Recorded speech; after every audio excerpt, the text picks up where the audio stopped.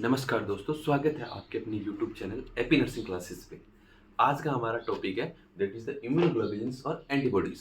देखो, सबसे पहले अगर हम लोग बोले कि ये इम्यूनोग्लोबुलिन्स का फॉर्मेशन कहाँ पे होता है, ये कहाँ पे प्रेजेंट होती है, सबसे पहले हम लोग बोले कि ये फाउंड प्रेजेंट कहाँ होती है, तो हम लोग बोलेंगे सीरम। ये प्रेजेंट कहाँ पे होगी, सीरम के अंदर प्रेजेंट होती है। और अगर हम लोग बोले कि ये फॉर्म्ड कहाँ पे होती है, फॉर्म्ड फाउंड हमें मिलेगी कहाँ पे, सीरम के अंदर। और फॉर्म्ड कहाँ पे होती है, प्लाज्मा सेल्स के अंदर। प्लाज्मा सेल्स प्लाज्मा सेल्स के अंदर इनका फॉर्मेशन होगा। और प्रेजेंट कहाँ पे होती है, सीरम के अंदर। सबसे पहला इंपॉर्टेंट क्वेश्चन बनता है कि ये प्रेजेंट कहाँ पे होती है, तो सीरम के अंदर। और फॉर्म कहाँ पे होती है, that is in the plasma cells. अब देखो, ये जो इम्यूनोग्लोबुलिन्स है, ये इम्यूनोग्लोबुलिन्स स्पेसिफिक टू एंटीजन, किसी भी, ये क्या होती है, स्पेसिफिक टू एंटीजन। हर एक एंटीजन के लिए स्पेसिफिक इम्यूनोग्लोबुलिन्स और एंटीबॉडीज प्रेजेंट होती है। इन्हीं को हम लोग इम्यूनोग्लोबुलिन्स आईजी भी बोलते हैं, एंटीबॉडीज आईबी, और इसको हम लोग आईजी इम्यूनोग्लोबुलिन्स भी, it is also known as the immunoglobulins. ये बेसिकली 5 टाइप्स की होती है। याद रखने के लिए हम लोग बोल सकते हैं गामडी। ये गामडी कौन कौन सी होती है, IgG, IgA, IgM, IgD, IgE. 5 types की इम्यूनोग्लोबुलिन्स हमारे पास होगी। सबसे पहले हम लोग डिस्कस करते हैं दैट इज द आईजीजी। देखो, आईजीजी हम लोग डिस्कस कर रहे हैं। First one IgG.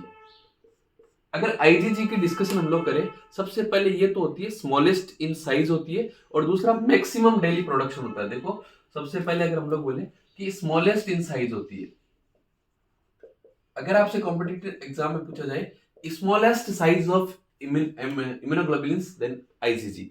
अगर मैक्सिमम प्रोडक्शन आपसे पूछे कि मैक्सिमम प्रोडक्शन पर डे, ये मैक्सिमम प्रोडक्शन पर डे की अगर हम लोग बात करें कि मैक्सिमम प्रोडक्शन किसका होता है, डेली किसका होता है, वो किसका होता है, इम्यूनोग्लोबुलिन्स। और ये मैक्सिमम जो प्रोडक्शन होता है, इसकी वजह से ये प्रेजेंट होती है 75 to 80%। जितनी भी इम्यूनोग्लोबुलिन्स होती है, उनके अंदर टोटल में से आईजीजी अकेला 75 to 80% प्रेजेंट होता है। ये जो आईजीजी है, ये can cross the human placenta. Cross किसको कर सकता है, प्लेसेंटा को क्रॉस कर सकता है, क्रॉस दी ह्यूमन प्लेसेंटा। और इसका जो हाफ लाइफ होता है, दैट हाफ लाइफ, और हाफ लाइफ भी इसका क्या होता है, मैक्सिमम। और मैक्सिमम कितने दिन का होता है, 23 डेज का। देखो, सारी इंपॉर्टेंट चीजें कि आईजीजी स्मॉलेस्ट इन साइज होता है, मैक्सिमम इसका प्रोडक्शन होता है, ये मैक्सिमम नंबर में 75 to 80% होता है। दूसरा, ये ह्यूमन प्लेसेंटा को क्रॉस कर सकता है, और इसका हाफ लाइफ है वो भी मैक्सिमम होता है 23 days. Then second one immunoglobulins की हम लोग बात करते हैं, that is the IgA. IgA है वो प्रेजेंट होता है 10 to 15%। देखो, आईजीजी मैक्सिमम होता है 75 to 80%, आईजीए प्रेजेंट होगा हमारे पास 10 to 15%। जितने टोटल इम्यूनोग्लोबुलिन्स है 5, उनमें से 10 to 15% प्रेजेंट होता है। और ये आईजीए प्रेजेंट कहाँ पे होता है, बॉडी फ्लूइड्स के अंदर। कहाँ पे प्रेजेंट होगा, बॉडी फ्लूइड्स। और बॉडी फ्लूइड्स में भी अगर हम लोग बात करें तो specially in human milk, body fluids में प्रेजेंट होता है। और बॉडी फ्लूइड्स के अंदर भी अगर हम लोग बात करें तो specially present in human milk. Then third one immunoglobulins हम लोग बात करते हैं, that is the IgM. Third one आता है आईजीएम। देखो, आईजीएम में ये सबसे पहले हम लोग बोल सकते हैं कि लार्जेस्ट इन साइज होता है। लार्जेस्ट इन साइज होता है, ये भी 5 to 10% होता है, 5 to 10% नंबर में प्रेजेंट होता है। और largest in size, largest in size, या हम लोग बोल सकते हैं हेवीएस्ट। अगर आपसे कोई पूछे कि हेवीएस्ट एंटीबॉडीज इम्यूनोग्लोबुलिन्स कौन सा होगा, तो हम लोग बोलेंगे आईजीएम। दूसरा, ये आईजीएम एक तो रिसेंट इंफेक्शन में देखने को मिलेगा। अगर किसी पर्सन को कोई रिसेंट इंफेक्शन हुआ है, अभी रिसेंट में कोई इंफेक्शन हुआ है, तो वहां पे जो एंटीबॉडीज प्रेजेंट होगा, दैट इज द आईजीएम। दूसरा, ये फॉर्म होता है, अगर आपसे पूछे कि आईजीएम का फॉर्मेशन कब होगा, अर्ली फीटल लाइफ। फॉर्म कब होता है, early foetal life. Early foetal life के अंदर इसका फॉर्मेशन होगा। दूसरा, ये फाउंड इन ब्लड होगा, और हीमोलाइसिस के लिए भी रेस्पॉन्सिबल होता है। ये फाउंड होता है ब्लड के अंदर, और हीमोलाइसिस के लिए भी रेस्पॉन्सिबल होता है। हीमोलाइसिस के लिए ये रेस्पॉन्सिबल होता है, हीमोलाइसिस के लिए रेस्पॉन्सिबल होता है। लार्जेस्ट इन साइज होता है। दूसरा, हेवीएस्ट होता है, 5 to 10% नंबर में होगा, रिसेंट इंफेक्शन में प्रेजेंट होगा, और अर्ली फीटल लाइफ के अंदर ये प्रेजेंट होता है। फोर्थ वन इम्यूनोग्लोबुलिन्स आता है, that is the IgD. Fourth one immunoglobulins आता है, दैट इज द IgD। देखो IgD से रिलेटेड कुछ ज्यादा इंफॉर्मेशन अवेलेबल नहीं है, ये हम लोग बोल सकते हैं इससे रिलेटेड कोई क्वेश्चन भी नहीं पूछा जाता कि स्मॉलेस्ट अमाउंट के अंदर प्रेजेंट होता है, स्मॉल अमाउंट के अंदर या स्मॉलेस्ट अमाउंट के अंदर ये प्रेजेंट होता है। देन उसके बाद में आता है IgE। देखो IgE जैसे मैंने बोला IgG से रिलेटेड कि मैक्सिमम डेली प्रोडक्शन होता है। अगर मिनिमम डेली प्रोडक्शन की बात करें कि minimum daily production minimum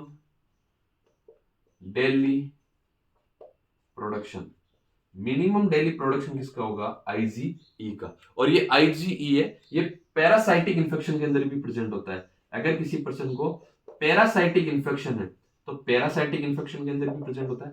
IgE allergy condition या एलर्जी के अंदर IgE रेस्पॉन्सिबल होता है। दूसरा इमीडिएट हाइपर सेंसिटिविटी रिएक्शन, किसी पर्सन को इमीडिएट हाइपर सेंसिटिविटी रिएक्शन हुआ है तो इमीडिएट हाइपर सेंसिटिविटी रिएक्शन के अंदर भी देखने को मिलता है।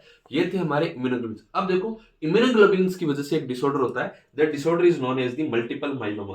That disorder is known as the multiple myeloma. इस मल्टीपल माइलोमा के अंदर क्या देखने को मिलेगा? अबनॉर्मल प्रोलिफरेशन होगा इन इम्यूनोग्लोबुलिन्स का, अबनॉर्मल प्रोलिफरेशन ऑफ इम्यूनोग्लोबुलिन्स। अब देखो अबनॉर्मल प्रोलिफरेशन होगा तो इमेच्योर इम्यूनोग्लोबुलिन्स बनेंगे, तो वो क्या है, से यूरिन के थ्रू एक्सक्रीट आउट होंगे, और वो जो इम्यूनोग्लोबुलिन्स होगा that is the Bence Jones protein, that is the BJP। It's the characteristics feature of multiple myeloma. देखो डिस्कस करते हैं शॉर्ट में, यहीं पे डिस्कस करते हैं मल्टीपल माइलोमा। मल्टीपल माइलोमा, ये अब मल्टीपल माइलोमा क्या है? Abnormal proliferation of immunoglobulins, abnormal proliferation of